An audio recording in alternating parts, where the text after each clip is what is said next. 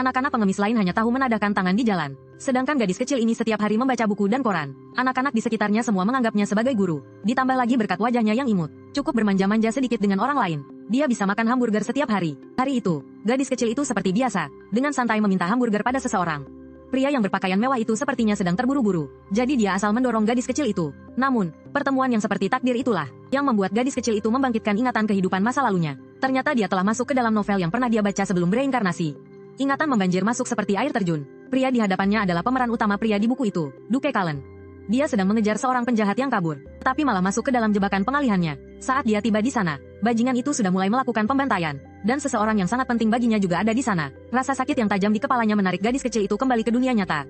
Ingatan itu berhenti sampai di sana. Gadis kecil itu tahu dia harus menghentikan hal ini. Dia menyambar tangan pria itu, memberitahunya untuk tidak pergi ke stasiun. Itu adalah jebakan. Paman yang memakai topi merah tadi hanya berpura-pura pergi ke arah stasiun. Sebenarnya dia sedang bersembunyi di dalam gang. Dia persis seperti penjahat yang ada di poster buronan. Sang Duke berpikir, seorang anak berambut merah muda yang imut begini pasti tidak berbohong. Jadi dia langsung berbelok ke dalam gang. Benar saja, dia berhasil menangkap penjahat yang bersembunyi itu. Sihir hitam mengalir masuk ke dalam tubuh pria itu, diikuti dengan sebuah teriakan yang mengerikan. Menyaksikan pemandangan itu, gadis kecil itu sangat ketakutan sampai hampir mengompol. Nalurinya menyuruhnya untuk segera lari. Siapa sangka dia malah dipegang erat oleh Sang Duke. Berhadapan dengan tatapan matanya, gadis kecil itu gemetar ketakutan. Wajahnya pucat pasi. Akan tetapi, Sang Duke hanya memberinya sebuah kartu tamu kehormatan, lalu memperkenalkan dirinya sebagai Cullen de Lewiton. Terima kasih telah membantuku. Jika ada perlu, datang saja ke kediaman Duke untuk menemuiku. Setelah berkata demikian, dia menghilang bagaikan angin. Hanya menyisakan gadis kecil yang kebingungan bersama pasukan penjaga yang bergegas datang. Dalam mimpinya, gadis kecil itu teringat kembali pengalaman ajaibnya hari ini. Ia menyadari bahwa ia sama sekali tidak bisa mengingat dengan jelas kenangan dari kehidupan masa lalunya. Hanya tersisa beberapa kepingan yang terputus-putus. Keesokan paginya, seperti biasa, gadis kecil itu kembali mencoba mengganjal perutnya dengan angin. Namun, ia menyadari ada beberapa bunga segar di atas selimutnya. Saat itulah ia baru memperhatikan isi dari surat kabar. Nama yang tertera di sana sama persis dengan bangsawan yang ia temui kemarin. Keluarga Duke Lewiton sedang mencari seorang pelayan. Mata gadis kecil itu seketika berbinar. Ia merasa ini mungkin adalah kesempatannya untuk mengubah hidup. Maka, ia pun berlari tanpa henti menuju kediaman Duke. Siapa sangka, penjaga gerbang di kediaman itu ternyata buta huruf. Dan juga tidak percaya bahwa seorang Duke akan menulis sendiri kartu nama khusus untuk seorang pengemis kecil. Pria itu hendak mengusir gadis kecil tersebut. Tetapi tepat pada saat itu, seseorang datang dari belakang. Orang itu adalah Jade, putra dari Duke Cullen. Gadis kecil itu seolah menemukan penyelamat. Ia bergegas menjelaskan panjang lebar kepadanya. Meskipun Jade juga merasa hal ini sedikit sulit dipercaya. Tetapi kartu nama itu asli. Jadi ia pun membawa gadis kecil itu masuk ke dalam kediaman. Sang Duke tampak sedikit terkejut melihat gadis kecil itu. Begitu pula dengan Jade, ketika mengetahui bahwa gadis kecil di hadapannya inilah yang telah memberikan bantuan besar kepada ayahnya. Matanya terbelalak tak percaya. Seorang anak kecil yang lemah seperti ini bisa membantu ayahnya menangkap penjahat. Dengan gugup, gadis kecil itu berkata kepada Sang Duke bahwa ia datang untuk melamar pekerjaan sebagai pelayan. Ia berkata bahwa ia kebetulan membaca lowongan pekerjaan di surat kabar. Ia berharap bahwa bantuannya tempo hari bisa ditukar dengan kesempatan untuk bekerja di kediaman Duke. Jangan lihat saya baru berumur 9 tahun, tapi saya sangat rajin. Pekerjaan kotor maupun berat, semuanya bisa saya lakukan. Saya juga tidak butuh gaji. Cukup beri saya makan sampai kenyang, dan izinkan saya untuk membaca buku serta belajar. Gadis kecil lugu itu berbicara dengan semakin bersemangat, bahkan merasa dirinya pantas memenangkan penghargaan pelayan terbaik tahun ini. Tepat pada saat itu, adik perempuan Sang Duke masuk dari pintu. Marianne telah mendengar seluruh pidato lamaran dari gadis kecil itu, dan dalam sekali pandang, dia langsung menyukai anak ini. Jelas-jelas gadis kecil itu bisa meminta imbalan yang jauh lebih besar, tetapi dia malah hanya memilih menjadi seorang pelayan. Tujuannya hanyalah agar bisa membaca buku dan belajar. Membuat Marianne semakin menyukai gadis kecil itu. Ia dengan lembut mengelus kepala gadis kecil itu. Dalam hati berpikir jika kakaknya tidak menerimanya, maka ia akan membawa gadis itu ke kuil suci. Ditatap seperti itu oleh Marianne, gadis kecil itu menjadi sedikit malu. Jadi ia bergegas mengalihkan pembicaraan. Dia mengeluarkan beberapa bunga yang pagi ini muncul di koran. Dianggap sebagai hadiah pertemuan untuk Sang Duke, karena ia benar-benar tidak memiliki sesuatu yang berharga untuk dibawa. Begitu melihat buket bunga itu dengan jelas, tatapan Sang Duke tiba-tiba menjadi dingin. Aura membunuh pun ikut meningkat, tapi ia tetap tenang bertanya pada gadis kecil itu dari mana bunga ini berasal. Gadis kecil itu berkata bahwa ia tidak tahu. Pagi hari saat membuka mata, ia sudah melihatnya. Biasanya para penjual bunga sering memberinya bunga-bunga sisa yang tidak laku terjual. Sementara pria itu menatap lekat bunga tersebut, tenggelam dalam pikirannya. Ia curiga ini mungkin adalah sebuah konspirasi lain. Lalu ia bertanya pada gadis kecil itu, bagaimana ia tahu saat itu ia sedang menangkap penjahat. Untungnya ia sudah mempersiapkannya. Ia berkata hari itu kebetulan melihat poster buronan orang itu di gang.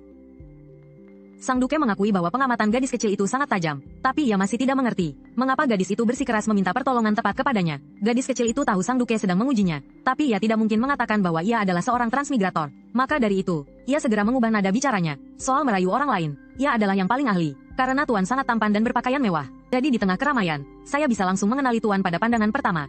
Siapa sangka pria itu sama sekali tidak luluh. malah bertanya bagaimana ia tahu ia akan pergi ke stasiun kereta. Gadis kecil itu menjawab bahwa gang itu adalah jalan terdekat menuju stasiun kereta, dan seorang bangsawan yang berpakaian rapi muncul di gang kecil. Pastilah sedang ingin cepat-cepat sampai ke stasiun. Setelah 3 pertanyaan itu, cara pandang pria itu terhadap gadis kecil tersebut pun berubah. Tidak disangka pengemis kecil ini ternyata begitu cerdik. Akhirnya, ia memutuskan untuk menahan gadis kecil itu di kediaman Duke. Lagi pula, bunga yang diberikan gadis itu padanya adalah bunga yang telah ia cari selama puluhan tahun. Lalu pria itu berkata kepada gadis kecil itu bahwa iklan lowongan yang dia lihat sudah dipasang sejak setengah tahun yang lalu. Sampai sekarang, pelayan di kediaman ini sudah lama terisi penuh. Gadis kecil itu dengan sedih menundukkan kepalanya. Penantiannya selama ini ternyata sia-sia. Namun sesaat kemudian, pria itu kembali berkata kepadanya, kediaman Duke masih kekurangan seorang anak perempuan. Bagaimana kalau kamu mencobanya? Setiap bulan, aku akan memberimu puluhan juta. Siapa sangka, gadis kecil itu hanya mendengar kata uang. Menjadi anak perempuan Duke dan mendapatkan uang sebanyak itu, bisa membeli berapa banyak hamburger? Ya, bahkan sebelum dia tersadar, pria itu bertanya apakah dia mau menjadi anak angkatnya. Pertanyaan itu membuat Marianne yang berdiri di sampingnya ikut tertawa. Memang jarang sekali melihat seorang anak pengemis yang begitu polos. Bahkan seorang Duke pun sampai berebut ingin mengadopsinya. Kak, bagaimana kalau biar aku saja yang membawa anak ini ke kuil suci? Saat itulah gadis kecil itu baru menyadari, ternyata mereka ingin menjadikannya putri seorang Duke. Tepat pada saat itu, kepala pelayan mengetuk pintu dan masuk, melaporkan bahwa Yang Mulia Putra Mahkota sudah menunggu Anda sejak lama. Tetapi suara Duke langsung menjadi sedingin es. Dia menyuruh kepala pelayan untuk menyampaikan pesan. Biarkan saja Putra Mahkota menunggu. Ini adalah pertama kalinya gadis kecil itu merasakan aura sang Duke. Bahkan keluarga kerajaan pun tidak perlu dia segani. Setelah itu, pria itu kembali mengelus kepalanya dengan lembut. Dengan lembut menyingkirkan rambut gadis kecil itu ke samping. Kamu masih sekecil ini. Aku tidak bisa membiarkanmu bekerja. Jadilah anak perempuanku. Tinggallah di sini dengan tenang. Ya, di luar, gadis kecil itu terlihat tenang. Tetapi di dalam hatinya sudah bergejolak. Menjadi putri dari Kalen, berarti mendapatkan uang, kekuasaan, dan segalanya. Tapi itu juga berarti terikat pada kediaman Duke yang penuh dengan bau darah ini. Meskipun begitu, dia tahu ini adalah satu-satunya kesempatan untuk mengubah hidupnya.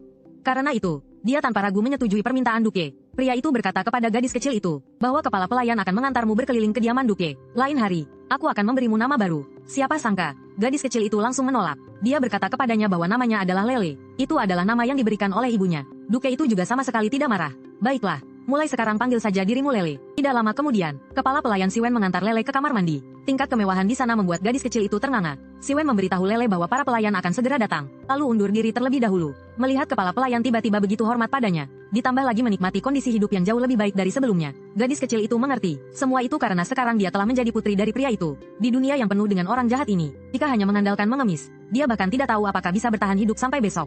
Tapi di kediaman Duke, dia tidak hanya tidak perlu khawatir soal sandang dan pangan, tetapi juga mendapat kesempatan untuk belajar. Meskipun hanya dari potongan-potongan ingatan kehidupan sebelumnya, dia mengetahui cukup banyak hal tentang Duke Kalen. Kalen adalah penyihir gelap langka dari keluarga Lewiton yang hanya muncul 1000 tahun sekali. Meskipun kekuatannya sangat besar, tetapi harga yang harus dibayar untuk sihir gelap adalah pembunuhan tanpa akhir.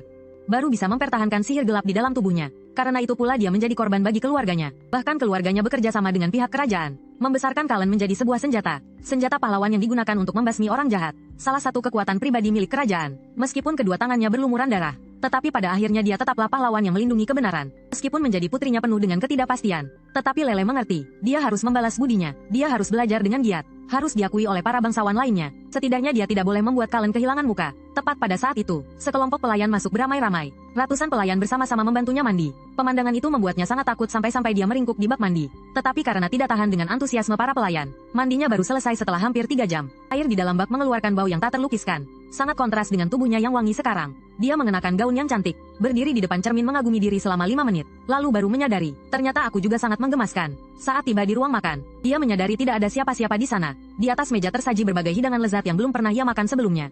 Dia hanya berharap Duke segera datang. Tetapi setelah menunggu setengah jam, masih belum ada yang datang. Perut Lele sudah berbunyi keras sebagai protes. Air liurnya juga hampir menetes. Akhirnya dia tidak tahan lagi, lalu mengambil sebuah hamburger. Berpikir kalau menggigit sepotong saja pasti tidak apa-apa. Tanpa disangka, Jade sudah berdiri di samping memperhatikannya sedari tadi. Hal itu membuat Lele sangat ketakutan hingga matanya terbelalak. Dia buru-buru menjelaskan bahwa dia tidak sengaja. Tetapi karena terlalu panik, kakinya terpeleset dan dia pun terjatuh ke belakang. Dengan sigap, Jade menangkap Lele ke dalam pelukannya, lalu dengan lembut mendudukkannya di kursi. Hati-hati, anak kecil, jangan panik begitu. Melihat piring kosong di atas meja, Lele menundukkan kepalanya dengan takut. Maafkan aku, Kak Jade. Aku terlalu lapar jadi aku makan duluan. Aku janji lain kali tidak akan seperti ini lagi. Siapa sangka, Jade sama sekali tidak menyalahkannya. Jade memotong permintaan maaf Lele yang terbata-bata. Aku paling tidak suka melihat perempuan menangis. Makan duluan ya makan duluan saja, bukan masalah besar. Sekarang kamu adalah adik perempuanku. Adiknya Jade ini. Kalau lapar ya makan, kalau mengantuk ya tidur. Lagi pula ayah juga tidak di rumah. Hanya ada kita berdua. Tidak perlu terlalu kaku dengan tata krama. Sambil berbicara, dia memberikan seekor ikan bakar lagi kepada Lele. Karena dia merasa, sebagai seorang kakak, harus tahu cara memanjakan adiknya. Lele merasa sangat terharu. Dia merasa betapa menyenangkannya memiliki keluarga. Dibandingkan dengan hari-harinya sebagai pengemis dan dirundung orang-orang sebelumnya, dia semakin bertekad untuk menghargai kehidupannya saat ini. Di sisi lain, di dalam ruang kerja Duke, kepala pelayan telah menyelidiki latar belakang Lele dengan jelas. Lahir di daerah kumuh, dan juga seorang anak yatim piatu. Hal itu membuat Duke sedikit tidak bisa menebaknya. Aneh sekali, aku sudah mencari bunga itu selama puluhan tahun dan tidak menemukannya. Kenapa bunga itu malah muncul di tangan anak itu? Ternyata bunga yang dibawa Lele adalah satu-satunya petunjuk tentang kasus pembunuhan ibuku. Sedangkan Lele, kemungkinan besar adalah target si pembunuh selanjutnya. Atau bisa jadi adalah kaki tangannya. Singkatnya, apapun kemungkinannya, anak ini harus tetap berada di sisiku untuk dia mati. Waktu pun berlalu selama beberapa hari. Lele perlahan-lahan mulai terbiasa dengan kehidupan di kediaman Duke. Hanya saja, dia sudah beberapa hari tidak bertemu dengan Duke. Sementara Jade, dia semakin terbiasa dengan kehadiran adik perempuan ini. Bahkan merasa kalau ini tidak buruk juga. Dia memberinya sebuah balon, dan berkata kalau hari ini dia harus pergi ke akademi, jadi tidak bisa menemaninya di rumah. Anak itu sangat senang sampai matanya berbinar-binar. Ini adalah pertama kalinya dia menerima hadiah. Sedangkan Jade merasa kalau anak ini begitu manis sampai membuatnya merasa iba. Hanya karena sebuah balon saja dia sudah sesenang itu. Dia dengan lembut mengelus kepala anak itu. Dasar bodoh, ini baru permulaan. Bersiaplah untuk menikmati kehidupan putrimu. Setelah sarapan, kepala pelayan mengajak Lele berjalan-jalan di sekitar kediaman Duke. Tiba-tiba sebuah kereta kuda melaju kencang ke arah mereka. Anak itu sangat ketakutan sampai memeluk kepala pelayan. Namun sedetik kemudian, seseorang turun dari kereta itu. Itu adalah adik perempuan Kalen, Nona Marianne. Dia berniat mengajak Lele keluar untuk bermain. Tak disangka, kepala pelayan menghentikannya. Jika Nona muda ingin keluar, harus mendapat izin dari Duke terlebih dahulu. Tetapi Marianne mengabaikannya. Dia langsung menggendong Lele. Ayo, hari ini Bibi akan mengajakmu jalan-jalan membeli baju. Begitulah Lele dengan linglung mengikutinya keluar. Saat itulah anak itu baru tahu bahwa wanita di hadapannya ini, adik perempuan Duke, yang juga merupakan bibi kandungnya, ternyata adalah seorang saintes dari kuil. Lele sangat terkejut hingga terpaku. Saintes macam apa yang merokok seperti ini? Lele terbatuk-batuk karena asap rokok. Melihat itu, Marianne mematikan rokoknya. Dia mendekati Lele dengan lembut dan berkata dengan halus, "Maafkan Bibi, sayang, Bibi seharusnya tidak merokok di depanmu." Lele tidak menyangka bibinya akan begitu memperhatikan perasaannya. Sebuah kehangatan perlahan menyebar ke seluruh tubuh gadis kecil itu. Tak lama kemudian, mereka tiba di sebuah butik pakaian mewah. Begitu melihat sang gadis suci, para staf langsung menyambutnya dengan ramah. Ini juga pertama kalinya Lele merasakan betapa pentingnya sebuah status. Marianne menyuruh mereka memilihkan beberapa setel pakaian untuk Lele. Karena tidak mengetahui status Lele, staf itu buru-buru bertanya berapa perkiraan anggarannya. Siapa sangka, raut wajah Marianne langsung menjadi dingin. Keluarga Lewiton kami tidak mengenal konsep yang disebut anggaran. Anak ini adalah anggota baru keluarga kami. Menurutmu, berapa anggaran yang pantas untuknya? Staf itu sangat ketakutan hingga buru-buru membungkuk untuk meminta maaf. Dalam hatinya, dia juga mengingat wajah Lele baik-baik. Di kemudian hari, dia sama sekali tidak boleh menyinggung gadis kecil ini. Segera setelah itu, mereka langsung mengerumuni Lele. Antusiasme itu membuat gadis kecil itu sedikit tidak terbiasa. Seorang staf mengambil balonnya. "Nona muda, biar saya pegangkan dulu untuk Anda. Anda bisa fokus memilih pakaian dengan tenang." Lele pun setengah ditarik dan setengah dituntun masuk ke aula utama. Berbagai model yang indah membuat matanya terpana, tapi bibinya tidak menyukai satupun pakaian itu. Orang dari keluarga Lewiton harus mengenakan pakaian yang terbaik. Apa kalian berniat menipu pengemis dengan kain-kain rombeng ini? Ancaman itu membuat para staf panik dan buru-buru membawa kembali semua pakaian itu. Tiba-tiba, dia melihat gaun andalan toko di dalam katalog. Yang ini cocok untuk Lele. Setelah itu, gadis kecil itu diantar ke ruang pas VIP.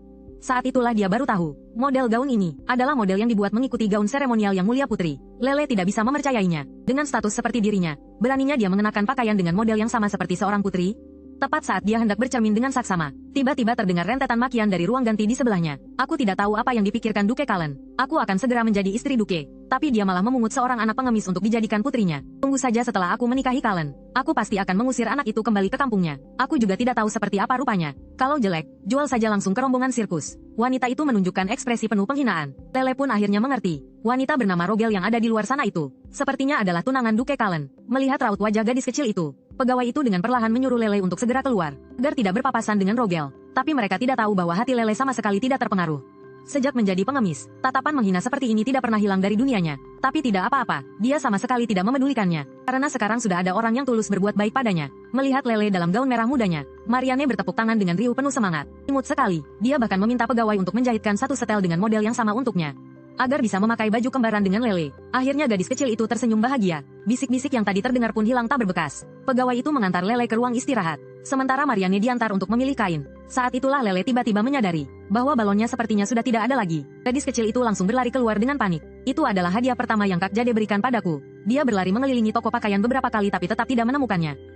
Lele menundukkan kepalanya dengan kecewa. "Padahal aku sudah berjanji pada Kak Jade akan selalu membawanya." Tiba-tiba sebuah tangan muncul dari dalam gang dan menarik Lele. Orang itu mengaku sebagai peramal dan berkata, "Mari, Nona kecil, biar saya ramal nasibmu secara gratis." Rasa sakit yang tajam di pergelangan tangannya langsung membuatnya sadar. dia berhasil melepaskan diri dari orang berjubah hitam itu lalu lari tunggang langgang.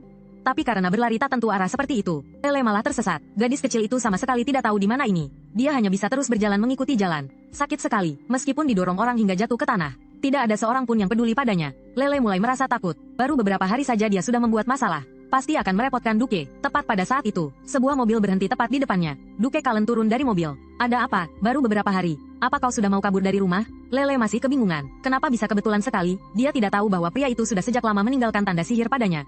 Tujuannya adalah untuk melindungi Lele, tapi gadis kecil itu tidak tahu apa-apa. Dia hanya bisa panik menjelaskan bahwa dia tersesat saat mencari balonnya. Sementara pria itu hanya membungkuk dan menggendongnya. Anak konyol ini, kalau balonnya hilang, kan bisa beli yang baru. Tapi lebih dari itu, ia justru semakin menyayangi gadis kecil ini. Anak ini memiliki sifat yang sangat baik, dan juga sangat pengertian. Saat mereka kembali ke toko pakaian, para pegawai terus-menerus membungkuk meminta maaf kepada Duke. Ini salah saya karena tidak menjaga balon Nona dengan baik. Untung saja Nona baik-baik saja. Kalau tidak, habislah riwayat saya. Pada saat itu, suara Rogel terdengar. Kebetulan sekali, Tuan Duke, Anda juga datang untuk membeli pakaian? Boneka kecil ini anak angkat Anda? Ya ampun, manis sekali. Lele merasa wanita itu sangat munafik. Sebelum dia sempat bicara, Rogel sudah bersikap angkuh, lalu mulai menyindir. Oh, jadi anak yatim piatu dari daerah kumuh bisa secantik ini ya?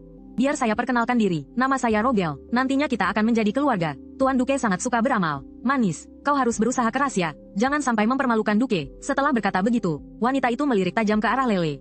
Tapi setelahnya langsung tersenyum lagi. Dan pemandangan itu, tentu saja tidak luput dari pandangan pria itu. Tiba-tiba aku merasa sangat malu. Pria itu juga tidak memaksa gadis kecil itu. Kalau kamu masih belum bisa memanggilku ayah, kalau begitu bantu ayah melakukan sesuatu.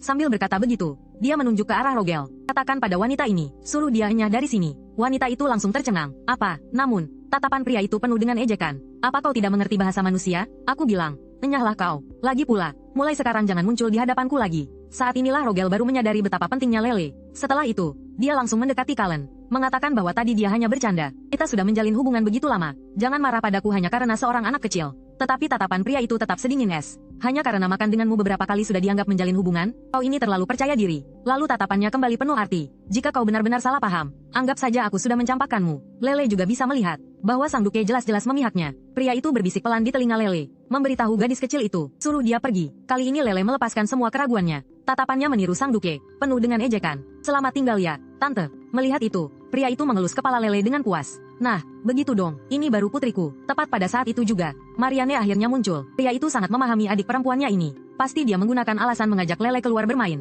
lalu diam-diam pergi berkencan. Jelas-jelas seorang gadis suci, tapi setiap hari yang dipikirkannya hanya cinta. Ini pertama kalinya Lele melihat sang Duke bertengkar dengan adiknya. Ternyata bangsawan juga bisa bersikap santai seperti ini. Setelah itu, mereka bersiap untuk pulang. Tiba-tiba dari belakang muncul seorang wanita. Wajahnya panik meminta pertolongan Lele. Pria itu segera menarik gadis kecil itu ke belakangnya untuk melindunginya. Tapi sedetik kemudian, wanita itu jatuh terkulai tepat di depan mereka. Cullen memberitahu gadis kecil itu bahwa wanita itu sudah meninggal. Lele tidak begitu merasa takut, karena dunia ini sendiri memang sudah tidak aman. Tapi gadis kecil yang cerdas itu hanya dengan sekali lihat langsung menyadari bahwa wanita itu sama sekali tidak terluka. Kalau begitu, pasti karena diracun. Pria itu merasa cukup lega. Tidak disangka anak ini begitu cerdas. Tak lama kemudian, tim patroli tiba di lokasi. Dari percakapan mereka, barulah diketahui bahwa kasus aneh seperti ini sudah sering terjadi. Saat ini, Lele hanya berharap dia bisa mengingat detail cerita aslinya.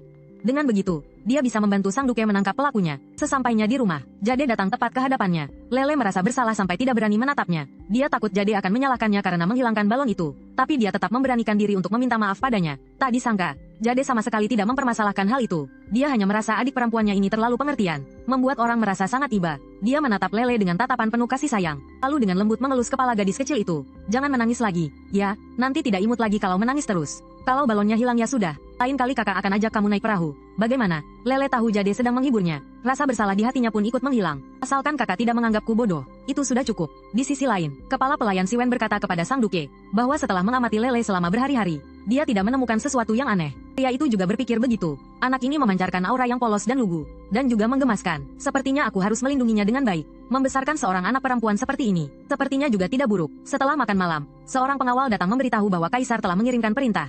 Beliau ingin Anda menyelidiki kasus peracunan baru-baru ini. Sudah ada beberapa wanita yang dibunuh. Persamaan mereka adalah, semuanya memiliki rambut berwarna merah. Sementara itu, Lele yang duduk di samping mendengarnya, dan tubuhnya tiba-tiba gemetar tak terkendali. Ingatan dari kehidupan masa lalunya mulai kembali. Target berikutnya adalah seorang gadis kecil di daerah kumuh. Gadis kecil itu terlihat sangat menggemaskan, sangat polos sehingga sangat mudah ditipu. Dia adalah mangsa yang lumayan. Pemandangan itu membuat Lele terkejut hingga sadar sepenuhnya. Menurut alur cerita aslinya, hari ini adalah hari di mana dia akan dibunuh. Pria berjubah hitam yang menyamar sebagai peramal dan menangkapnya sore ini. Jangan-jangan dia adalah pelakunya? Karena itu, dia memutuskan untuk memberitahukan beberapa petunjuk kepada Duke. Apakah ada persamaannya? Pertama, penjahatnya pasti sudah merencanakannya sejak lama. Dan semua korbannya adalah wanita berambut merah. Jadi, mungkinkah hal ini ada hubungannya dengan ramalan? Karena ada banyak wanita yang suka diramal. Dia ingat saat masih tinggal di daerah kumuh. Banyak bangsawan yang datang mencari peramal. Lele mencoba mengarahkan pemikiran Duke ke arah peramal itu. Itu adalah cara terbaik yang bisa dia pikirkan. Tak disangka, Duke malah tertawa. Dia merasa perkataan gadis kecil itu ada benarnya. Maka, dia segera memerintahkan asistennya untuk fokus menyelidiki peramal itu.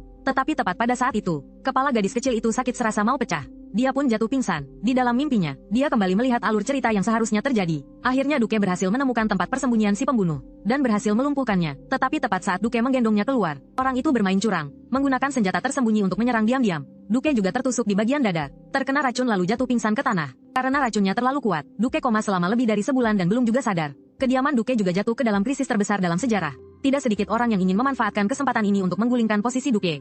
Ingatan itu berhenti di sana. Lele langsung terbangun. Ternyata orang yang terseret dalam kasus ini bukan hanya dirinya. Duke juga akan terluka karena masalah ini. Dia begitu takut hingga wajahnya pucat pasi. Dia sangat menyesal telah memberitahukan petunjuk tentang peramal itu kepada Duke. Jade menatap adiknya dengan tatapan penuh iba. Apa kau sudah baikan, Dik? Saat itulah gadis kecil itu menyadari. Karena dia pingsan, semua orang berada di dalam kamar untuk menjaganya. Si Wen dengan lembut menyeka keringat gadis kecil itu. Nona muda, jika Anda merasa tidak enak badan, tolong segera beritahu saya, ya. Tepat pada saat itu, seorang asisten datang membawa dokumen. Dia melaporkan kepada Duke bahwa kasusnya sudah selesai diselidiki. Lokasinya berada tepat di kawasan kumuh. Melihat isi dokumen itu, benar saja itu adalah informasi tentang si peramal. Dengan kata lain, hari ini kalian akan pergi menangkap orang jahat itu. Dan pria yang baru saja melihat laporan investigasi itu, mendapati semuanya cocok persis seperti yang dikatakan gadis kecil itu. Kebetulan seperti ini terlalu aneh. Lele tahu waktunya tidak banyak lagi. Dia harus menghentikan Duke. Maka, dia pun mencengkeram erat pakaian pria itu dengan kedua tangannya. Memohon padanya agar hari ini jangan keluar rumah. Air mata pun ikut bercucuran. Dia sangat takut keluarga yang baru saja ia miliki ini akan terluka. Dia hanya bisa berbohong bahwa dia bermimpi Duke terluka. Dan mimpinya selama ini selalu menjadi kenyataan. Aku mohon, bisakah ayah tetap di sini bersamaku hari ini? Tak disangka, pria itu benar-benar setuju. Bagaimanapun, ini adalah permintaan pertama yang diucapkan oleh putrinya. Menangkap penjahat, mana mungkin lebih penting daripada putriku. Jade juga terus membujuk Lele. Adik kecil, kakak tahu kamu sangat ingin menangis sekarang. Tapi untuk saat ini jangan menangis dulu. Akhirnya gadis kecil itu pun tenang kembali. Melihat itu, Duke pun ikut berbaring, meminta Lele untuk berbaring di tengah. Bagaimanapun juga, saat ini yang terpenting adalah menidurkan putrinya terlebih dahulu. Namun setelah Lele tertidur, Tuan Duke juga tidak pergi. Dia sudah berjanji pada putrinya, jadi dia pasti akan menepatinya. Begitu saja, beberapa jam berlalu. Dia berusaha tetap terjaga sampai pagi. Sampai fajar tiba, barulah Kalen mengenakan mantelnya dan bersiap untuk pergi bekerja. Sementara itu, Lele sepertinya juga merasakan sesuatu. Jadi dia tiba-tiba terbangun. Begitu melihat Tuan Duke sudah tidak ada di kamar lagi, gadis kecil itu langsung panik. Dia buru-buru membangunkan Jade yang sedang tidur di sofa. Saat tahu Kalen baru saja keluar ketika hari mulai terang, gadis kecil itu baru bisa sedikit bernapas lega. Tapi dia masih belum merasa tenang. Jadi, dia meminta Jade untuk mengantarnya keluar. Asalkan kakak mau membantuku kali ini, aku bersedia melakukan apa saja. Remaja laki-laki itu menatap Lele sambil berpikir sejenak. Lalu akhirnya menyetujuinya. Tak lama kemudian, mereka sampai di garasi. Setelah berlari sekuat tenaga, akhirnya mereka pun tiba di tempat tujuan. Menurut ingatannya, ini pasti gang yang dimaksud. Dia sudah sangat kelelahan, tetapi tetap memaksakan diri berlari mati-matian. Dia harus tiba sebelum Tuan Duke diserang untuk memperingatkannya. Akhirnya dia berhasil menemukan tempat persembunyian si pelaku. Tepat pada saat dia mendorong pintu masuk, dia terkejut melihat Tuan Duke sudah mengendalikan penjahat itu dengan sihir hitam. Jade langsung terpaku. Ya ampun, apa kamu seorang peramal? Hebat sekali. Sementara Tuan Duke hanya dengan dingin menyuruh mereka berdua untuk segera pergi. Dia tidak ingin Lele melihat wajahnya yang berlumuran darah ini. Jade menutup mata gadis kecil itu, hendak menariknya pergi. Tapi Lele langsung memberontak. Dia seperti orang gila berlari ke arah Tuan Duke. Karena dia melihat tangan si penjahat baru saja bergerak. Dia sedang mengaktifkan senjata tersembunyinya. Sambil berlari, dia berteriak menyuruh Kalen untuk menghindar. Dia bahkan nekat menerjang pria itu tanpa memedulikan apapun. Pada saat yang sama, senjata tersembunyi itu pun mengenai Lele. Dia pun jatuh ke dalam pelukan Tuan Duke. Karena senjata tersembunyi itu beracun, tubuh gadis kecil itu gemetar tak henti-hentinya. Napasnya dengan cepat melemah. Duke dan Jade hanya bisa terus membujuknya untuk bertahan sedikit lagi. Tabib akan segera datang. Raut panik kedua pria itu justru membuatnya teringat akan potongan kenangan di kehidupan sebelumnya. Itulah saat-saat terakhir sebelum dia meninggal. Ayah dan ibunya ada di sisinya. Sementara Lele, tepat sebelum kehilangan kesadarannya, mengerahkan seluruh tenaganya untuk menyentuh wajah Duke. Dia memanggil dengan lemah, "Ayah, maafkan aku, ayah." Begitu selesai bicara, tangannya pun terkulai lemas. Saat ini, pria itu anehnya terlihat tenang. Tetapi hatinya sangat kalut, karena bakat sihir hitamnya. Masa kecil Duke penuh dengan kemalangan. Ayahnya karena iri dan benci, setiap hari memukulinya. Satu-satunya orang yang melindunginya, hanyalah ibunya. Beliau selalu berusaha sekuat tenaga untuk melindungi Kalen dari amukan ayahnya. Namun setelah ibunya meninggal dunia, Kalen seolah kehilangan seluruh dunianya. Dan sekarang, Gadis kecil ini membuatnya merasakan hal yang sama persis seperti hari itu. Jelas-jelas dia hanyalah anak yang diadopsi karena iseng sesaat. Tetapi anak itu malah rela mempertaruhkan segalanya untuk menyelamatkannya. Untungnya pertolongan datang tepat waktu. Pria itu baru bisa sedikit bernapas lega. Kalen benar-benar mulai menyayangi Lele. Panggilan ayah yang lemah itu telah membuat Duke sepenuhnya mengakui anak perempuan ini. Meskipun masih banyak hal yang mencurigakan. Misalnya mengapa anak itu tahu persis di mana dia berada. Dan juga tahu bahwa penjahat itu akan menggunakan senjata rahasia. Tetapi sekarang hal-hal itu tidak lagi penting. Dia dengan lembut menggenggam tangan gadis kecil itu, mendekapnya erat di telapak tangannya. Cepatlah sadar, putri ayah. Nanti ayah pasti tidak akan membiarkanmu terluka lagi. Setelah itu, dia segera mengatur tim medis terbaik untuk berjaga di samping tempat tidur Lele selama 24 jam. Lalu aku keluar untuk mencari kepala pelayan, menyuruhnya untuk segera memberitahu orang-orang dari kuil. Para pendeta di sana seharusnya tahu sihir untuk meredakan rasa sakit. Panggil beberapa orang untuk segera mengobati Lele. Siapa sangka kepala pelayan malah memberitahuku kalau semua pendeta sudah pergi ke istana untuk menghadiri pesta ulang tahun putra mahkota. Mereka bilang baru bisa datang setelah pestanya selesai. Begitu dia selesai bicara, aura membunuh dari pria itu langsung meledak seketika. Sampaikan pesanku pada Kaisar, jika dalam 10 menit tidak ada pendeta yang datang ke kediaman Duke, maka aku sendiri yang akan datang ke istana, untuk membuat putra mahkota yang terhormat itu merasakan penderitaan yang sedang dialami putriku saat ini. Sementara itu, di sisi Lele, Jade selalu berada di sampingnya. Meskipun dia adalah tuan muda di kediaman Duke, tapi karena sifatnya yang dingin, Jade hampir tidak punya teman. Kehadiran adik perempuan ini seolah membawa seberkas cahaya ke dalam hidupnya. Jelas-jelas dia hanyalah seorang pengemis. Tetapi kepolosan dan keceriaan yang terpancar darinya membuatnya sangat terpikat. Terutama saat dia tersenyum. Itu adalah sesuatu yang sama sekali tidak ada di kalangan bangsawan. Dan juga keberaniannya mempertaruhkan nyawa untuk melindungi ayahnya dari senjata rahasia saat itu. Bahkan dia sendiri belum tentu bisa langsung melakukannya. Semakin Jade memikirkannya, hatinya semakin sakit. Dia juga sudah sepenuhnya menganggap Lele sebagai keluarganya. Setiap kali terpikir Lele hampir kehilangan nyawanya, hatinya terasa sesak. Mungkin baru pada saat inilah Jade benar-benar menjadi dewasa. Beberapa hari kemudian, Lele akhirnya sadar. Dia menyadari dirinya tidak bisa mengeluarkan suara sama sekali. Saking paniknya, dia hampir menangis lagi. Jangan-jangan aku mati lagi, lalu bereinkarnasi lagi, sampai akhirnya dia melihat Jade di sampingnya. Barulah dia merasa tenang. Ya ampun, ternyata masih hidup itu memang menyenangkan. Suara itu juga membuat Jade terbangun. Dia perlahan membuka matanya, memasang pose sekeren mungkin, lalu mengucapkan kalimat yang paling lembut. Selamat pagi, Tuan Putri. Kakak sudah lama menunggumu. Wajah Lele seketika memerah. Ya ampun, apa-apaan yang kamu lakukan ini? Dia ingin berbagi kebahagiaan karena selamat dari kecelakaan dengan Jade. Tetapi karena tidak bisa berbicara, dia hanya bisa terus menggerakkan tangan dan kakinya. Jade tahu tenggorokannya sudah terlalu kering. Jadi dengan penuh perhatian dia menuangkan segelas susu untuk Lele. Dia memberikannya dengan lembut. Setelah meminum seteguk, Lele baru merasa jauh lebih baik. Berdeham pelan, akhirnya dia bisa berbicara. Jade pun membuka tirai jendela, memberitahu para tabib di luar bahwa Lele telah sadar. Gadis kecil itu dengan malu-malu bersembunyi di belakang Jade, menjulurkan kepalanya untuk melihat. Tak disangka, semua tabib itu menunjukkan raut wajah seolah baru saja diselamatkan. Astaga, akhirnya nona muda sudah sadar. Dengan begini kami terselamatkan. Saat ini, mendengar cerita Jade, gadis kecil itu baru tahu bahwa setelah dia pingsan, Sang Duke menjadi sangat murka. Jika terjadi sesuatu padamu, gerombolan tabib ini akan dikubur hidup-hidup bersamamu. Lele tiba-tiba merasakan aliran hangat menyebar ke seluruh tubuhnya. Ternyata Sang Duke mengkhawatirkannya. Terlebih lagi, ketujuh tabib di hadapannya ini, semuanya adalah orang-orang terbaik di kekaisaran. Bahkan ada pendeta dewa di ruangan sebelah yang selalu siaga menunggu perintah. Semua itu didapatkan karena Kalen mengancam kaisar. Kudengar para pendeta dewa yang bisa menggunakan sihir itu sangatlah mulia. Tak disangka Sang Duke akan berbuat sejauh ini untuknya. Dia tiba-tiba merasa sedikit bersalah. Melihat itu, Jade langsung menghiburnya. Bukan apa-apa, kok. Lagi pula, nona kita ini kan seorang gadis suci. Bahkan jika ayah tidak bersuara, aku pun tidak akan tinggal diam. Tidak lama kemudian, tabib datang untuk memeriksanya lagi. Nona muda sudah pulih sepenuhnya. Tidak ada yang perlu dikhawatirkan lagi. Mengetahui bahwa Sang Duke akan segera datang, Lele tiba-tiba berpikir, bagaimana cara menjelaskan perihal dirinya yang menemukan Sang Duke hari itu? Apa aku harus menceritakan yang sebenarnya? Atau sebaiknya aku pura-pura bodoh dan bilang tidak tahu apa-apa? Sementara itu, Sang Duke kembali ke lokasi kejadian perkara. Kudengar ada satu orang lagi yang tewas di sini. Hal pertama yang terlihat adalah seluruh ruangan yang penuh dengan bunga. Sama persis seperti bunga yang pernah Lele bawa. Penyelidikan menunjukkan bahwa korbannya adalah seorang bocah penjual bunga. Dia bertugas membantu si peramal itu untuk menarik pelanggan. Dengan kata lain, ada seseorang yang bertindak lebih dulu dari kita. Terlebih lagi, orang itu tahu betul setiap gerak-gerik si peramal. Karena dia tahu kita pasti akan menyelidiki bocah ini. Tunggu sebentar, bocah penjual bunga. Bukankah di hari pertama Lele datang ke kediaman Duke, anak itu bilang bunga itu diberikan oleh seorang bocah penjual bunga? Ketika menyadari bahwa hampir tidak ada seorang pun di sekitar yang pernah menerima bunga jenis ini, Kalen langsung merasa ada yang tidak beres. Sebuah firasat yang sangat buruk dengan cepat menyelimuti hatinya. Dia langsung melompat ke kereta kuda, menyuruh si Wen untuk segera kembali. Lele masih berada di ruang perawatan. Sekarang harus segera memastikan anak itu masih aman. Sementara itu, Lele masih memikirkan alasan apa yang harus dibuat. Tiba-tiba pintu kamar didorong terbuka dengan keras. Itu membuat gadis kecil itu ketakutan dan bergegas bersembunyi di balik pilar. Saat melihat Lele masih aman dan tidak terluka, si Wen dan Sang Duke akhirnya bisa benar-benar bernapas lega. Pria itu dengan cepat berjalan ke arah gadis kecil itu, lalu dengan lembut memeluknya. Nak, ayah sudah datang. Hanya 5 kata singkat itu sudah mengandung begitu banyak cinta dari pria itu untuk Lele. Sebuah perasaan yang sangat sulit untuk timbul. Kasih sayang seorang ayah meskipun tidak memiliki hubungan darah. Tangan kecil Lele tanpa sadar mengepal erat. Dia teringat masa-masa saat dia masih mengemis. Tidak ada yang peduli bahkan ketika dia sakit. Ternyata begini ya rasanya dipedulikan dan diperhatikan. Dia merasa sangat terharu. Dia merasa semakin tidak bisa meninggalkan Sang Duke dan yang lainnya. Tapi saat ini dia juga sangat takut untuk berhadapan dengan Sang Duke. Bagaimanapun juga, fakta bahwa dia bisa menemukan tempat persembunyian orang jahat itu dengan tepat sangatlah tidak masuk akal.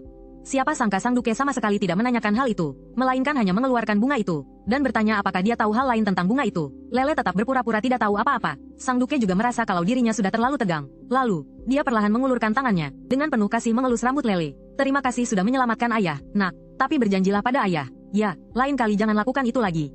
Kamu adalah putri ayah, hanya boleh ayah yang melindungimu, mengerti? Melihat ayah dan anak itu begitu akur, kepala pelayan pun tersenyum lega, agar putrinya tidak terlalu banyak berpikir. Kalen tetap menceritakan secara singkat kepada Lele tentang bunga itu. Orang yang meninggalkan bunga ini adalah penjahat yang sangat keji. Ayah pasti akan menangkapnya, sedangkan tugasmu sekarang adalah tumbuh dengan bahagia. Tidak boleh melakukan hal berbahaya lagi. Mengenai kenapa kamu bisa menemukan lokasi ayah dengan tepat, ayah tidak akan bertanya lebih jauh. Anggap saja kamu memang anak yang cerdas dan pintar. Pria itu sedang menghargai Lele, menghargai rahasianya. Namun, Lele terus memikirkan masalah bunga itu. Dia takut penjahat keji itu akan menyakiti Sang Duke. Andai saja dia bisa mengingat sedikit lebih banyak detail dari cerita aslinya. Dia ingin melindungi dengan baik keluarga yang baru saja dia dapatkan ini. Melihat kondisi gadis kecil itu tidak baik, Sang Duke pun segera mengalihkan pembicaraan. Dia menatap Lele dengan penuh harap. Anak kecil, bukankah sudah seharusnya kamu mengubah panggilanmu? Lele dengan tegang memanggil, Ayahanda, tapi langsung ditolak oleh Sang Duke. Itu tidak boleh, ganti yang lain. Wajah gadis kecil itu langsung memerah karena malu, tapi masih tergagap memanggil, Ayah, Ayah. Saat itulah Sang Duke baru tersenyum puas. Mulai sekarang panggil seperti itu, tidak boleh diganti lagi. Setelah berkata begitu, dia langsung menggendong Lele. Ayo, putriku yang baik, kita pulang ke rumah. Lele juga tidak canggung lagi, melingkarkan tangannya erat di leher Sang Duke. Pada saat ini, dia merasa sangat bahagia. Di dalam kereta kuda, Jade memberinya sebuah balon lagi. Tahu adiknya menyukai ini, Jade bahkan menghias seluruh kereta kudanya dengan balon. Lele sangat menyukai dekorasi itu. Lagi pula, anak perempuan mana yang bisa menolak balon warna-warni itu? Setibanya di kediaman Duke, malam itu Lele tumben tidak bisa tidur. Dia tiba-tiba teringat, peramal itu berasal dari daerah kumuh. Dia ingat di dalam novel pernah tertulis, racun yang dia gunakan adalah jenis langka yang sangat sulit dideteksi. Bagaimana bisa orang sepertinya memiliki benda semahal itu? Saat dia mendungak menatap bulan di luar jendela, dia baru teringat hari ini adalah hari munculnya bulan Minas. Katanya pada hari ini, permohonan di bawah bulan akan sangat manjur. Dan permohonan terbesarnya saat ini, adalah bisa hidup tenang bersama ayah dan kakaknya. Teringat pada pria yang memberikan bunga itu, dan tekad ayahnya untuk menangkapnya. Dia pun menangkupkan tangan membuat permohonan pada bulan Minas. Kumohon, wahai Dewi Bulan, lindungilah ayah dan kakakku agar mereka selalu selamat. Ya. Sementara itu di sebuah villa di dalam kota, seseorang yang misterius sedang mendengarkan laporan bawahannya. Anak penjual bunga itu sudah diurus. Sekarang tidak akan ada lagi yang tahu keberadaan kita. Ternyata orang inilah dalang di balik kasus peramal itu. Racunnya juga disediakan olehnya. Dia akan membantu semua permintaan orang-orang jahat tanpa syarat. Bahkan bunga yang diterima Lele juga diberikan oleh orang ini. Kudengar anak itu sudah diadopsi oleh si Kalen itu. Ya, menarik sekali. Aku jadi penasaran bagaimana anak itu akan hidup di kediaman Duke. Ya. Aku benar-benar penasaran. Aku tidak sabar untuk bertemu dengannya. Sementara itu, Lele yang masih tidur pulas, tiba-tiba merasakan ada sesuatu di sampingnya. Saat membuka mata, dia melihat sebuah boneka beruang. Dia tahu ini adalah hadiah pertama yang diberikan ayahnya. Lele sangat senang sampai ingin melompat-lompat. Dia memeluk erat boneka beruang itu, menggesek-gesekkannya terus-menerus. Di sampingnya juga ada sebuah kartu ucapan, tapi dia tidak bisa membaca. Jadi, dia pun berlari mencari kepala pelayan. Kegembiraan di wajahnya hampir tidak bisa disembunyikan. Si Wen juga sangat senang karena nona kecil sudah mulai beradaptasi dengan rumah ini. Katanya untuk membuat boneka ini, Tuan Besar telah mengerahkan banyak usaha. Loh. Baru setelah melihat isi kartu itu, pria itu tersenyum lembut dan berkata kepada gadis kecil itu, inilah hadiah yang sesungguhnya. Nona, Anda punya nama baru. Apakah Anda ingin saya membacakannya untuk Anda sekarang? Lele sedikit tertegun. Awalnya dia sama sekali tidak menginginkan nama baru, karena nama Lele ini menyimpan seluruh kenangannya tentang ibunya. Tapi si Wen berkata kepadanya dengan sangat serius, Duke telah menamai Anda Leticia. Artinya adalah langit cerah dengan bulan-bulan yang tak terhitung jumlahnya terbit. Dewi Bulan dalam legenda, akan melindungimu saat kamu mimpi buruk, akan menyemangatimu setiap kali kamu menghadapi kesulitan atau terjatuh, agar kamu berani untuk terus melangkah, dan menikmati hidup dengan bahagia. Seketika hati Lele terasa sangat hangat. Duke benar-benar sangat perhatian. Dia tidak hanya mempertahankan kata, Le, untuknya, tetapi juga memberinya nama yang begitu bermakna. Saat itulah dia baru menyadari, Duke sedang berdiri di sampingnya, menatapnya dengan penuh kasih sayang. Dia berjongkok perlahan di depan gadis kecil itu, bertanya dengan lembut. Leticia, apakah kamu suka nama ini? Gadis kecil itu tidak hanya menyukainya, hadiah ini sangat berharga baginya. Dan akhirnya dia berinisiatif mengucapkan kata-kata itu kepada Kalen. Terima kasih, ayah. Pria itu bahkan menetapkan hari ini sebagai hari ulang tahun gadis kecil itu. Mulai sekarang, pada hari ini setiap tahunnya, akan menjadi hari terpenting bagi keluarga kita. Lele sangat terharu. Dia berlari dan memeluk pria itu dengan erat. Sudut matanya juga memerah. Duke terkejut dengan tindakan ini. Apakah ini kebahagiaan memiliki seorang putri kecil? Tapi setelah itu, Lele melepaskan pelukannya, mengatakan dia harus pamer kepada Jade. Dia ingin berbagi kebahagiaan ini dengan kakaknya. Jade yang sedang tidur pun terbangun karena suara itu. Begitu mengangkat kepala, dia melihat Lele memegang boneka beruang dan kartu itu. Mulutnya tak henti-hentinya berceloteh. Siapa sangka, Remaja laki-laki itu malah terlihat sedikit tidak senang. Bukan karena hadiah yang ayah berikan pada Lele, melainkan karena ayah tidak memberitahunya lebih dulu. Kalau tidak, orang pertama yang memberikan hadiah ulang tahun untuk adiknya seharusnya adalah dia. Lele tiba-tiba merasa ada yang tidak beres. Tepat setelah itu, Jade mengambil boneka beruang itu, lalu berkata bahwa matanya terbuat dari batu permata. Apalagi itu adalah ruby dan safir yang paling langka. Gadis kecil itu langsung terkejut hingga terpaku. Hadiah ini terlalu berharga, jadi saat makan, dia dengan serius mengutarakan pendapatnya. Menurutnya, ayah seharusnya tidak menaruh batu permata semahal itu. Terlalu boros. Tetapi pria itu tampaknya sama sekali tidak peduli. Putriku mana mungkin menggunakan barang biasa. Kalau memakai sesuatu, harus yang terbaik. Mendengar itu, sedikit rasa tidak puas Lele langsung hilang tak berbekas. Benar juga, orang yang dimanja memang berhak untuk tidak ambil pusing. Tepat pada saat itu, Siwen membawa kue ulang tahun. Para pelayan juga satu persatu mengelilinginya. Mereka dengan hormat menyanyikan lagu selamat ulang tahun. Lele melihatnya dengan terpana. Ini adalah pertama kalinya dalam ingatannya di dunia ini dia merayakan ulang tahun. Semua anggota keluarga memberikan ucapan selamat kepadanya. Kue ulang tahunnya juga manis sekali. Ini adalah hari ulang tahun yang paling berkesan dalam hidupnya. Hari pertama dia hidup dengan nama Leticia. Mungkin kebahagiaan memang sesederhana ini. Memiliki keluarga di sisimu lebih penting dari apapun. Pada hari-hari berikutnya, dia hampir tidak pernah beranjak dari perpustakaan. Bagi Lele saat itu, hal yang paling ingin dia lakukan adalah belajar. Sang Duke bahkan mengatur seorang dokter untuk menjadi guru privatnya. Dan di waktu luangnya, Bibi Marianne selalu membawanya ke toko pakaian. Hanya dalam waktu sebulan yang singkat, lemari pakaiannya sudah penuh sesak. Setiap kali Bibi Marianne melihatnya mengenakan baju baru, tatapan manjanya itu selalu membuatnya teringat pada ibunya. Oleh karena itu, setiap kali bersama Marianne, Lele merasa sangat santai. Dia juga jadi tahu karenanya, bahwa meskipun bibinya adalah seorang santai yang mulia, tetapi justru karena status itulah, dia tidak bisa menikah. Saat itu dia baru mengerti kenapa saat pertama kali mengajaknya keluar, Nona Marianne diam-diam pergi berkencan. Tak lama kemudian, akhir pekan pun tiba. Hari ini adalah hari Jade berjanji akan mengajaknya jalan-jalan. Dia sudah menantikan hari ini sejak lama. Karena itu, pagi ini dia berdandan secara khusus sejak awal. Pemandangan di sepanjang jalan begitu tenang dan indah. Tidak ada kebisingan kota sama sekali. Ternyata begini rasanya dekat dengan alam. Sayang sekali ayah sibuk, jadi tidak bisa ikut. Tepat pada saat itu, ada seseorang yang memanggil mereka. Hai, kakak tampan dan gadis cantik di depan. Kalian juga mau ke Pulau Nunu? 3 orang yang datang menghampiri adalah teman sekelas kakaknya. Mereka dengan antusias menyapa kakak beradik itu. Hanya Jade yang menunjukkan raut wajah tidak senang. Dia tidak ingin ada yang mengganggu acara jalan-jalan pribadinya dengan sang adik.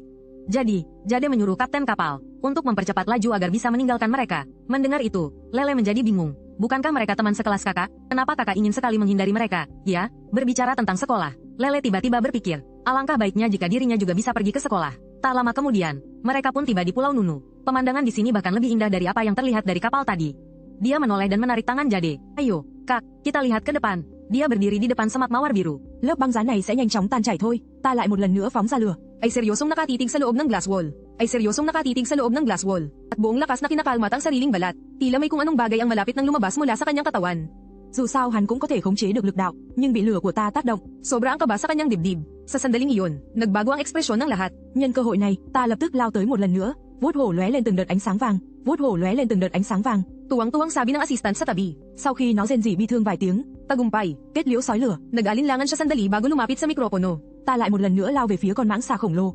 Trực tiếp phun ra một lượng lớn độc dịch. Thấy thế, ta liền tung ra vài luồng sấm sét, đánh thẳng vào người nó. Tuwang-tuwang sagot ni Shu Heng habang nakatayo. Nhưng chưa đợi nó thoát khỏi cơn đau, inayos din ito ang depekto sa katawan ko. Sau khi bị sấm sét vừa rồi oanh kích, kaliwang binti ni Shu Heng ay muling lumitaw. Kaliwang binti ni Shu Heng ay muling lumitaw. Con kim điêu tại trận thấy ta nhanh chóng hạ sát 2 con hung thú. Lại thêm bản thân cũng đã bị thương, nên lập tức quay đầu bỏ chạy. Bahagyang tumango si Shu Heng. Ikinuyong niya ang kanyang kamao. Ikinuyong niya ang kanyang kamao. Tử Kinh Sư Vương thấy ta lao thẳng về phía mình. Agad na sumabog ang apoy. Nagtalsikan ang mga maliliit na baga. Sa sandaling madikitan ng apoy, halos hindi na mapigilan ni Xia Xinyo ang sobrang pananabik. Sunod-sunod siyang pumalakpak sa tuwa, nhưng lại không cách nào vận dụng được. Ganoon din ang tuwa ng iba pang mga mananaliksik. Bumalik sa normal si Shu Heng, nagbihis at lumabas. Makikita sa kanyang mga mata ang pagbabalik ng tiwala sa sarili. Khen ngợi nó vài câu rồi, sa wakas ay narating ko na ang paanan ng Great Wilderness Mountain Range.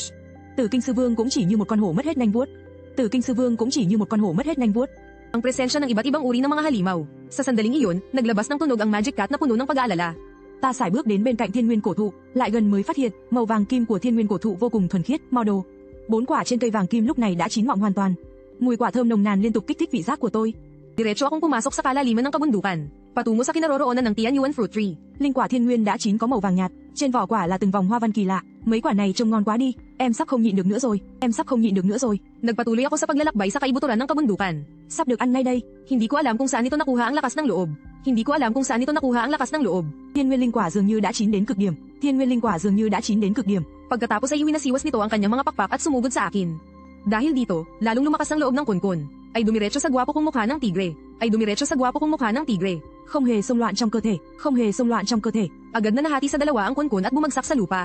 men theo tứ chi bách hài lan ra toàn thân. Nilunok niya ito ng buo. Habang tinitingnan ko ang mata ko na pasang ito. Gương mặt viên sĩ quan lộ rõ vẻ hổ thẹn. Giáo sư, Ang ibig sabihin ay, nang marinig ito ng mahiwagang pusa, muli itong umiyaw ng may kagalakan. không ngờ chỉ trong thời gian ngắn, Inilapit niya ang kanyang ulo at buong paglalamang na idinikit sa akin. sức mạnh của lũ hung thú này đã đạt đến mức độ như vậy. Xem xong đoạn phim, Hạ Hinh Vũ quay sang nhìn viên sĩ quan thực hiện nhiệm vụ lần này. Pagkatapos, isinama ko ang mahiwagang pusa at nagpatuloy kami. Không thể trả lời câu hỏi của ông ấy. Ở một diễn biến khác, cùng lúc năng lượng bên trong linh hỏa đã được hấp thụ hết. Ở một diễn biến khác, cùng lúc năng lượng bên trong linh hỏa đã được hấp thụ hết. Hindi nagtagal. Ta cẩn thận cảm nhận sự thay đổi của cơ thể. Không tệ, những con hung thú kéo đến sau đó đều run lẩy bẩy, bò rạp dưới đất. Pero kasunod noon, mas marami pang mababangis na lobo ang nagpakita sa paligid. Và ngay lúc này, Pero kasunod noon, mas marami pang mababangis na lobo ang nagpakita sa paligid. nó lập tức kích động la hét inh ỏi. Em trở nên lợi hại hơn rồi. Lúc này, mèo ma thuật nhìn chằm chằm ta một lúc. Lúc này, mèo ma thuật nhìn chằm chằm ta một lúc. Na siyang nagpasiklab sa mga damo sa paligid. Hổ ca ca, Binabalaan silang umalis na agad. thân hình cũng to lớn hơn một chút. Ngoài ra, bản thân ta không cảm thấy có thay đổi nào khác. Ngoài ra, bản thân ta không cảm thấy có thay đổi nào khác. Vậy sao, ta đã biến thành dạng gì rồi? Chính là, anh trở nên, nghe vậy, ta trong lòng cạn lời. Galit na sumigaw ang Magic Cat. Galit na sumigaw ang Magic Cat. Hạ Tân Vũ nhìn vào tài liệu về hung thú trong tay. Giọng nghiêm nghị nói, nhưng đối với chúng ta mà nói, đây tuyệt đối không phải chuyện tốt.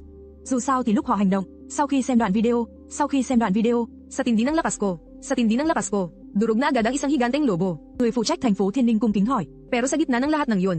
Pero sa gitna ng lahat ng yun. Pero sa gitna ng lahat ng yun. May mas mahalaga akong natuklasan. Dahan-dahan kong idinikit ang ulo ko sa kanya. đưa Hắc Hổ Vương vào danh sách mục tiêu quan sát trọng điểm. Ng mga higanteng lobo. Vâng, người phụ trách thành phố Thiên Ninh lập tức đáp lời. Vâng, người phụ trách thành phố Thiên Ninh lập tức đáp lời. Tất cả thông tin liên quan đến Hắc Hổ Vương cũng phải chú ý đặc biệt. Kaya kung bumuga ng apoy. Kaya kung bumuga ng apoy. Kaya kung bumuga ng apoy. Ta nhìn vào xác của Tử Kim Sư Vương. Ta nhìn vào xác của Tử Kim Sư Vương. At dinala ko na ang Magic Cat para magpatuloy sa paglalakbay sa Great Desolate Mountain Range. Pero dahil sa tulong ng Magic Cat, halos lahat ng mga halimaw na yun ay walang naging laban. Halos lahat ng mga halimaw na yun ay walang naging laban. Halos lahat ng mga halimaw na yun ay walang naging laban. Makalipas ang kalahating araw, nang tumingala ako, at sa tabi ng puno, isang gintong puno ng prutas ang matikas na nakatayo. Isang gintong puno ng prutas ang matikas na nakatayo. Ngoặt xác của Tử Kim Sư Vương và Hỏa Lang ra. Ngoặt xác của Tử Kim Sư Vương và Hỏa Lang ra. Mèo ma thuật vui vẻ kêu lên một tiếng. Hindi ko mapigil ang mamangha. Mula nang isilang ito, nagtataglay na ito ng kapangyarihan na mas nakatataas sa ibang mga halimaw. Thấy mèo ma thuật hiểu chuyện như vậy, tôi cũng rất vui vẻ cọ cọ vào người nó. Tôi vô cùng cảnh giác ngẩng đầu nhìn lên. Kailangan muna nating alamin ang tungkol sa lilang gintong leon. Nhưng chúng không hề tấn công, nên tôi cũng lười đuổi đi.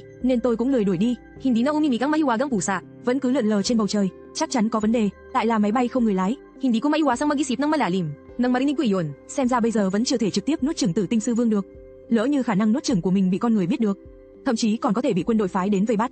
Nhưng nếu không làm gì cả, thì cũng sẽ bị loài người nghi ngờ, rồi bắt đầu hì hục đào lên. Mèo ma thuật bên cạnh kêu lên một tiếng, nhưng lại bị tôi gầm nhẹ từ chối. Ang lakas ng Purple Gold Lion King na yun ay umabot na sa huling antas ng unang baitang.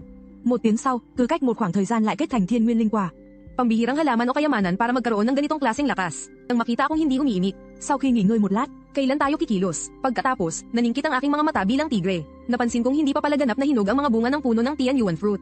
Phải tìm một nơi để tiêu hóa chiến lợi phẩm lần này thôi. Bóng dáng nhanh chóng biến mất trong khu rừng rậm rạp. Nagpa siya akong matiyag ang maghintay sa paanan ng bundok. Chỉ tiếc là vị vua núi rừng này rất cảnh giác. HRAAWR. Vốn dĩ ông ta định tiếp tục theo dõi Hắc Hổ Vương một thời gian nữa, rồi xua tay từ chối, e là sẽ phản tác dụng. At sa mga sandaling ito, bukod sa gintong agila, mà tấn công đồng bào của chúng ta. Ông ta gõ nhẹ lên mặt bàn. Tila ipinapahayag nito ang kanyang lakas. Dahil sa Tian Yuan Fruit Tree. Hổ ca ca, biglang umungol ng mahina ang Magic Cat. Sadyang mali ko talaga kasi ito. Lâm Ly không nói, ta dừng bước. Para pakalmayin siya, kasabay nito, naalala ko ang mga abilidad ng Purple Gold Lion King. Hơn nữa, bản thân ta lại còn bị loài người để mắt tới. Loài người vì muốn diệt trừ mầm mống nguy hiểm. Bukod pa roon, nakakalipad din ang nilalang na to. Hổ ca ca, sau khi chắc chắn bên trong không có hung thú nào. Kahit ako, hindi ako sigurado kung kaya ko siyang talunin ng tiyak. Kampi ko ang Magic Cat. Ng iba't ibang tunog na puno ng pagbabanta. Tôi đi đến cửa hang. Ay umaakit ng mas marami pang mababangis na halimaw na pumunta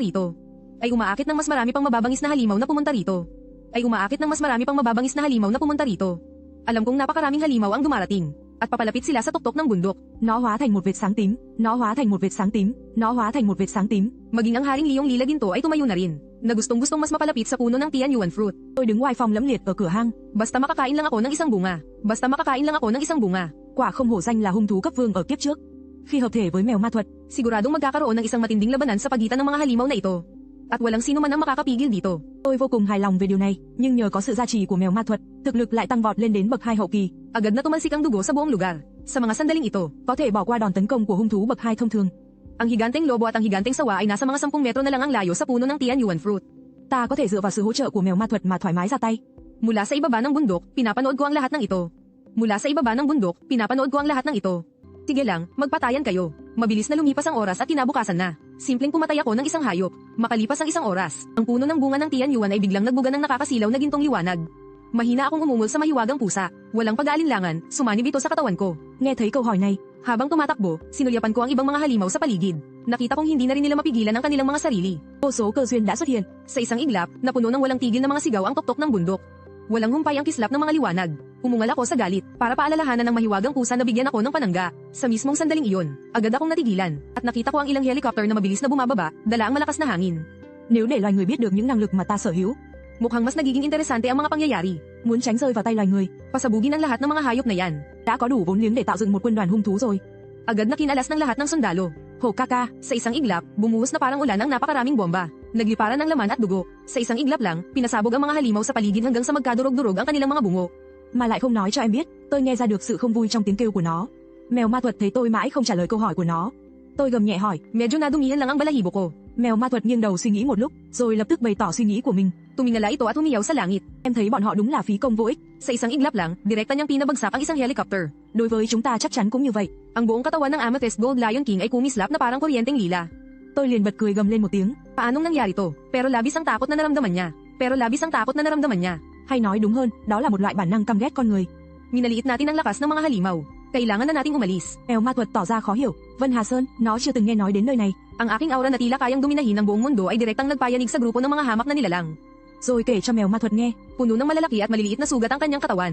Nang makita ito ng higanteng sawa, higanteng lobo, at gintong agila. Mày chỉ cần muốn là có thể ăn được tinh hạch. Halimaw na ipagpatuloy ang pag-atake sa Haring Liyong Purpurang Ginto. Pero ito rin mismo ang sitwasyong gusto kong mangyari. Đóa sen 7 màu đó có thể tụ tập linh khí trời đất. Tamang-tama ang tiyempo niya. Ang mga natitira ay tiyak na hindi na niya mapipigilan. Gaya ng inaasahan, agad itong nagliyab at binalot ng nakakatakot na apoy. Ta gầm nhẹ một tiếng. Mục tiêu ở núi Vân Hạ. Sa gilid ng labanan, at paminsan-minsan ay bumubuga ng maraming kamandag. Nang malinaw ko nang nakita ang sitwasyon sa labanan, agad kong pinuntirya ang higanteng sawa at sumugod.